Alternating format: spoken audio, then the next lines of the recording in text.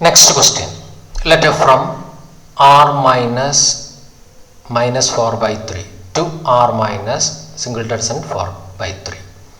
Defined by f of x is equal to 4x by 3x plus 4. Question 1. Show that f is bijection. B part f inverse. Bijection ആണെന്ന് തെളിയിക്കാൻ ഇത് 1 1 ആണെന്ന് തെളിയിക്കണം, on to ആണെന്ന് തെളിയിക്കുക. ചിലപ്പോൾ ക്വസ്റ്റ്യനിൽ എന്തായിരിക്കും, A part show that F is 1 1, B part show that F is onto, C പാർട്ടായിട്ട് ഫൈൻഡ് എഫ് ഇൻവേഴ്സ്, ഇങ്ങനെയായിരിക്കും ചോദിക്കുക. ഇതിപ്പോൾ ഞാൻ ഒന്നിച്ച് തന്ന show that F is a bijection എന്ന് ചോദിക്കുന്നു. അപ്പോൾ ഇവിടെ നോക്കുക, ഡൊമൈനും കോഡൊമൈനും റിയൽ നമ്പർ അല്ല. ആറിൽ നിന്ന് -4/3 കുറച്ചാലാണ് ഡൊമൈൻ കിട്ടുന്നത്. കോഡൊമൈൻ r മൈനസ് 4 സിംഗിൾട്ടൺ 4/3 എന്ന് പറയുന്ന റിയൽ നമ്പർ ഒഴിവാക്കുമ്പോഴാണ് അതിൻ്റെ കോഡൊമൈൻ.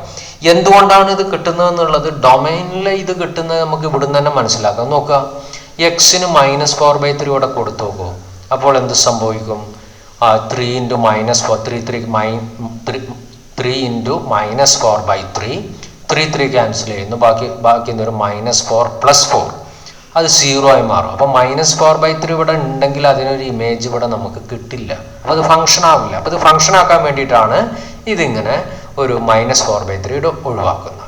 ഇനി ഇവിടെ ഈ റേഞ്ചിൽ ഇത് വരാൻ കാരണം എന്ന് നമ്മൾ ഓൺ ടു കാണുമ്പോൾ ആ റേഞ്ച് കാണാൻ എന്ത് ചെയ്യണം, ഇവിടുന്ന് എക്സ്പ്രഷൻ ഓഫ് എക്സ് കാണുമ്പോഴാണ് നമുക്ക് റേഞ്ചിൽ ഏതൊക്കെ എലമെന്റ്സ് ഉണ്ടെന്ന് നമുക്ക് ചെക്ക് ചെയ്യാൻ പറ്റുള്ളൂ. അപ്പോൾ അത് കാണുമ്പോൾ നമുക്ക് എന്തുകൊണ്ടാണ് ഇത് 4/3 ഇവിടെ ഒഴിവാക്കിയെന്നുള്ളത് നമുക്ക് മനസ്സിലാവും. അപ്പോൾ ആദ്യം ബൈജക്ഷൻ ആണ് തെളിയിക്കാൻ, അത് 1 1 ആണോ എന്ന് തെളിയിക്കണം. നമ്മളെ യൂഷ്വൽ മെത്തേഡ് അനുസരിച്ച് f of x1 = f of x2, ഇതെല്ലാം നമ്മൾ അതുപോലെ 4x1 by 3x1 plus 4 = 4x2 by 3x2 plus 4 cross multiply ചെയ്യുന്നു, ബ്രാക്കറ്റ് എക്സ്പാൻഡ് ചെയ്യുന്നു, ലാസ്റ്റ് ഇതെല്ലാം ക്യാൻസൽ ചെയ്ത് ബാക്കി എന്ത് വരും, x1 = x2 എന്ന് കിട്ടി. നമ്മൾ സാധാരണ സിമ്പിൾ എക്സ്പാൻഷൻ തന്നെയാണ്, വലിയ ബുദ്ധിമുട്ടൊന്നുമില്ല. അപ്പോൾ ഇന്ന് നമുക്ക് എന്ത് മനസ്സിലാക്കാം, f is 1 1. ഇനി ഓൺ ടു ആണെന്ന് തെളിയിക്കാൻ നമ്മൾ ഇതിൽ കോഡൊമൈനിൽ ഒരു നമ്പർ എടുക്കുന്നു, y എടുക്കുന്നു. ആ y എന്താണ്, 4x by 3x plus 4. ആ y ഒരിക്കലും എന്താവില്ല, 4/3 ആവില്ല. അങ്ങനെയാണ് നമുക്ക് കോഡൊമൈൻ തന്നിട്ടുള്ളത്. ഇനി ക്രോസ് മൾട്ടിപ്ലൈ നമ്മൾ x = എക്സ്പ്രഷൻ ഓഫ് y കിട്ടണം, ക്രോസ് മൾട്ടിപ്ലൈ ചെയ്യുന്നു, ബ്രാക്കറ്റ് എക്സ്പാൻഡ് ചെയ്യുമ്പോൾ 3xy plus 4y = 4x. ഇനി എക്സിൻ്റെ ടേമല്ല ഒരു സ്ഥലത്ത് 3xy - 4x, ഈ 4y റൈറ്റ് ഹാൻഡ് സൈഡ് കൊണ്ടുപോകും -4y. ഇതിന്ന് x കോമൺ എടുക്കുന്നു, 3y - x × 3y - 4 = -4y. therefore x = എന്ത് വരും, -4y ഡിവൈഡഡ് ബൈ 3y - 4. ഈ മൈനസ് കൊണ്ട് മുകളിലും താഴെയും മൾട്ടിപ്ലൈ ചെയ്യുമ്പോൾ എന്ത് സംഭവിക്കും, അല്ലെങ്കിൽ ഇവിടുന്ന് മൈനസ് പുറത്തെടുക്കുന്നു, അപ്പോൾ മൈനസ് പ്ലസ് ആവും. 4y divided by 4 - 3y. ഇവിടെ നോക്കൂ, ഇനി y 4/3 ആണെങ്കിൽ ഇവിടെ എന്താ സംഭവിക്കുക, വൈയുടെ വാല്യൂ 4/3 എന്ന് റിയൽ നമ്പർ ആണല്ലോ, റിയൽ നമ്പർ കൊടുത്തെന്ന് വിചാരിച്ചാൽ 4 - 3 × 4/3, ആ 3 ക്യാൻസൽ, ബാക്കി എന്തൊരു 4 - 4.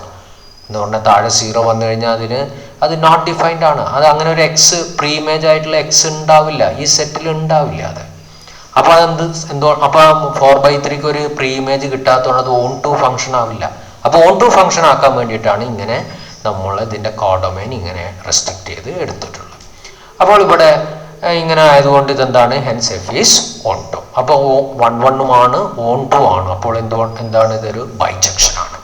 ഇനി ഇത് എഫ് ഇൻവേഴ്സ് കാണാം. എഫ് ഇൻവേഴ്സ് കാണാൻ ഈ ഓൺ ടൂവിൽ നമുക്ക് എന്ത് ചെയ്താൽ മതി, F inverse of x = 4x by 4 - 3y എന്നുള്ള ഇനി ഇത്രയും പ്രോബ്ലം ചെയ്ത സ്ഥിതിക്ക് നിങ്ങൾക്ക് പെട്ടെന്ന് പറയേണ്ടതാണ്, അതായത് അല്ലേ. അപ്പോൾ ഇൻവേഴ്സ് കാണാം. എഫ് ഇൻവേഴ്സ് എന്ന് പറയുന്നത് ഇവിടുന്ന് അങ്ങോട്ടായിരിക്കും, ഇതായിരിക്കും അതിൻ്റെ ഡൊമൈൻ, r - 4/3 r - 4/3.